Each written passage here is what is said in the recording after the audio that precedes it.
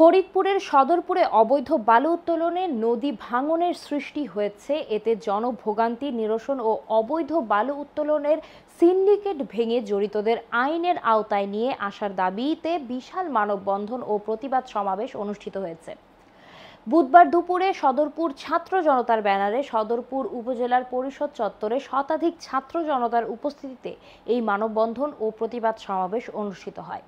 এর আগে ছাত্র জনতার বিভিন্ন স্লোগানে এক বিশাল মিছিল প্রধান সড়ক প্রদক্ষিণ করে উপজেলা চত্বরে ফিরে আসে। প্রতিবাদ সমাবেশে ছাত্র জনতার পক্ষে বক্তব্য রাখেন আনিসুর রহমান সজল, সাজিদ, তরিকুল, নাসির, বাহাউদ্দিন, আশরাফুল ইসলাম, কাজী রিয়াজ, বৈশাখী ইসলাম, বর্ষা সহ আরও অনেকে।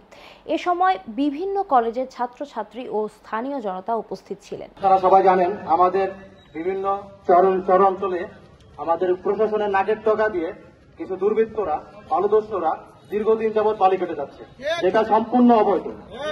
আমরা এর নিন্দা ও প্রতিবাদ জানাই এবং পুলিশের উদ্দেশ্যে আমরা বলতে চাই, আপনারা কি ঘুমিয়ে থাকেন? আপনারা কি দেখেন না প্রতিনিয়ত বালু কাটছে, প্রতিনিয়ত আমাদের এলাকার বালুদস্যুরা ধ্বংস করে দিচ্ছে? আপনি কি দেখেন না? প্রয়োজনে আমরা এসি ল্যান্ডের অফিস, ইউনো অফিস, থানা সবকিছু ঘেরাও দিবে, ছাত্র জনতা সবকিছু ঘেরাও দিবে, তবুও বালু উত্তোলন করতে দেবে না। দ্রুততম সময়ের মধ্যে আমরা এখান থেকে দাবি জানাচ্ছি, স্থায়ীভাবে অবৈধ বালু উত্তোলন নিষিদ্ধ করতে হবে।